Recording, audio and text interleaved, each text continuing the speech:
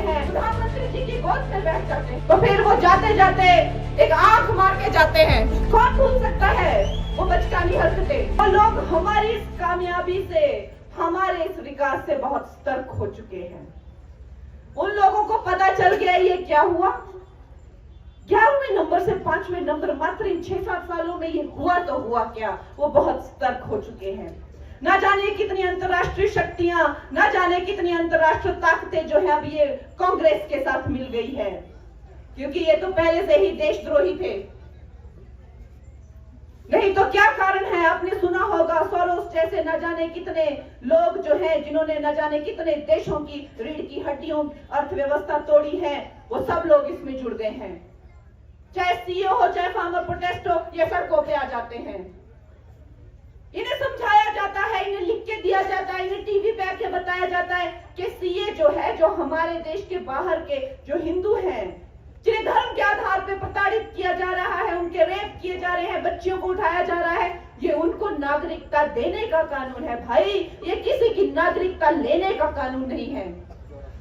लेकिन वो लोग कहते हैं हमें कुछ समझ नहीं आ रहा, हमें सुनाई नहीं दे रहा, हमें दिख नहीं दे रहा, हम तो मारकाट करेंगे, हम तो लाशें लटकाएंगे, हम तो सड़क पे लेट जाएंगे, हम देश में आतंक फैलाएंगे, हम अराजकता फैलाएंगे, आप क्या कर लेंगे।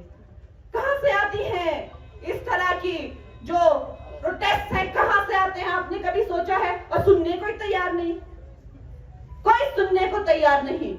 ये सब अंतरराष्ट्रीय साजिशें हैं दोस्तों। तो ये जो कांग्रेस है, ये आप कतई मत समझना कि इसके ये जो कार्टून है, जो कभी चांद पर आलू उगाना चाहते हैं, कभी लोकसभा पे जो है प्रधानमंत्री जी की गोद में बैठ जाते हैं और उनको मोहब्बत की दुकान खोलकर उनको पकड़ लेते हैं, उनको छुड़ाया जाता है कि भाई ये लोकतंत्र का मंदिर है, ये लोकसभा है, आप इस तरह के काम नहीं कर सकते। तो फिर वो जाते जाते एक आंख मार के जाते हैं। कौन भूल सकता है वो बचकानी हरकतें, कौन भूल सकता है वो बेवकूफी की वो शक्लें, हम नहीं भूल सकते।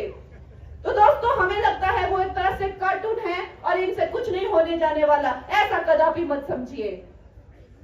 पिछले विधानसभा चुनाव में 68 सीटों में हम मात्र 32,000 वोटों से रह जाते हैं। 32,000 वोट क्या होते हैं 68 सीटों के लिए, आप खुद सोचिए। जब राम स्वरूप जी जीते थे तो 4-5 लाख के वोटों से जीते थे, लेकिन जब सेम उपचुनाव होते हैं, सेम कैंडिडेट के साथ होते हैं, तो हम 5-6 हजार वोटों से हार जाते हैं। तो दोस्तों, हमें सतर्क रहना है। ना जाने कितनी साजिशें, ना जाने कितनी अंतरराष्ट्रीय षड्यंत्र जो है वो रचे जा रहे हैं दोस्तों।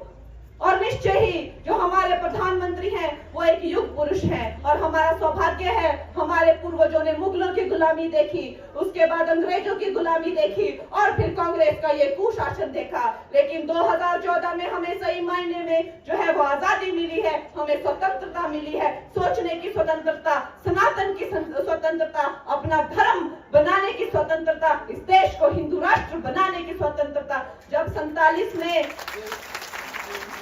सन 1947 में आपने धर्म के आधार पर जो इस्लामिक रिपब्लिक बना ही दिया था पाकिस्तान को, तो फिर इसको हिंदू राष्ट्र क्यों नहीं बनाया। इसको हम हिंदू राष्ट्र बनाएंगे। आप धर्म के आधार पर कहीं दो टुकड़े करते हैं और कहीं बेवकूफ बनाते हैं। अब हम बेवकूफ नहीं बनेंगे दोस्तों।